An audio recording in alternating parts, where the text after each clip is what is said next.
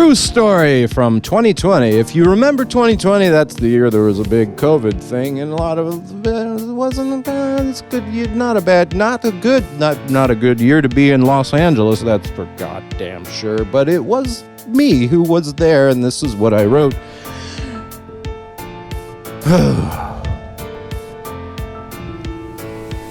Welcome to Macroethic. This is Pink Noise.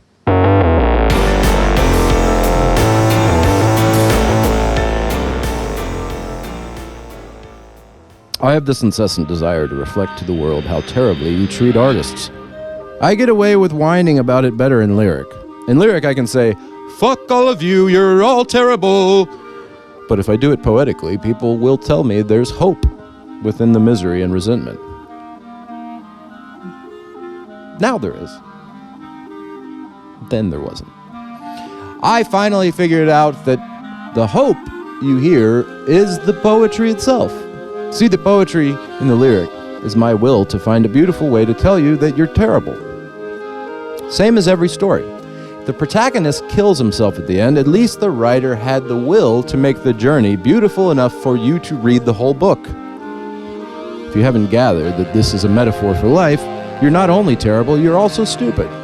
You're stupid and terrible. But I'm grateful you have the will to find beauty in your stupid, terrible journey. If you don't have a sense of humor, and you're stupid and terrible, I'm surprised you made it this far. I tell myself stories of my present in past tense in order to find humor in the present. Irony and pity.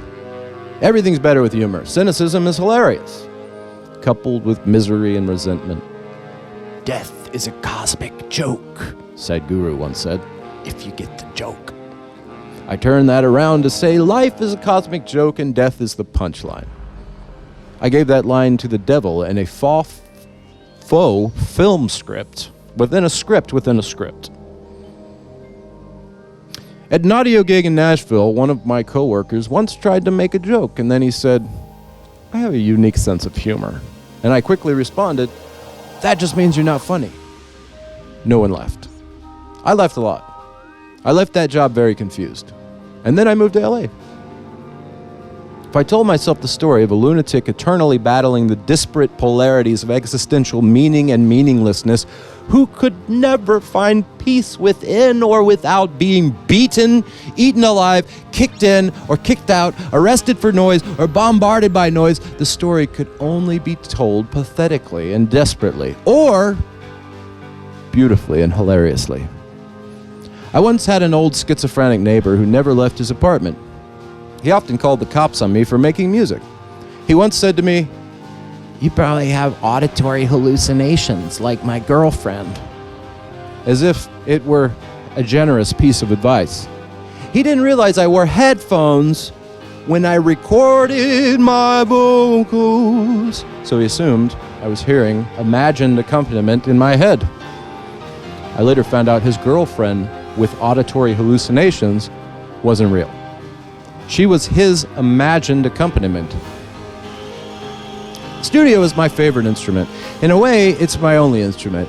On the run from the bedbug-infested meth lab where I lived in Long Beach in 2018, friends in Ojai said, why don't you just set up a keyboard and use headphones? But if you've heard my music, it's hard to imagine it giving anyone any hope on a Casio keyboard and a trailer. Recording takes time and experimentation. For me, recording is often intertwined with writing music. Sometimes a song is just a guitar song or just a piano song, but often I hear complex arrangements that require multi-tracking.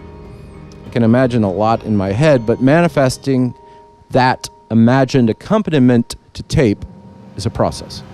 It requires a studio.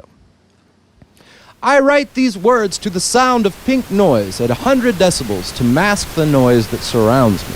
I sacrifice my ears for a bit of hope. It's a metaphor for life, stupid. It's the beach and a thunderstorm under a waterfall, or a loud rehearsal space in Van Nuys. It's a beautiful and hilarious irony, or it's a shithole in a hotbed of apathy. Pink noise only works if you have good speakers to drown out the aggressive subwoofing behind every wall. Novice music engineers blast low frequencies to mask their inept mediocrity. This is my story, my home, my journey, Pink Noise. For all that hope you hear, I'm paid in stimulus money and food stamps with an occasional $50 from streaming revenue and an even less occasional $1,000 for a TV or film placement. It's enough to choose between making more hope and sacrificing all of life's comforts, or having my own bed and bathroom and kitchen at the price of hope. When a moment of silence arises here, I must decide which is more important, hope or sleep.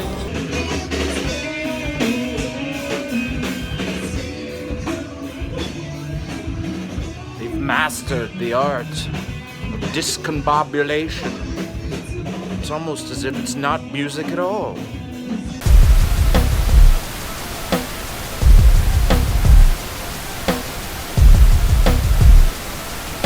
No bed bugs here, no cops, nobody banging the door down, no crazy roommates turning off my electricity, and I haven't lost any body parts here. This is the best I've ever lived, truly the best it's ever been. Still, I can't help but hope for something more. Irony and pity. Somebody says in The Sun Also Rises. I wrote a song once called Irony and Pity when I was a teenager at MTSU. It was mostly noise. I remember playing it for my neighbor Jesse, who said, "Are you sure it's not irony and pithy?" Now I wonder if I missed the joke. Did he have a unique sense of humor?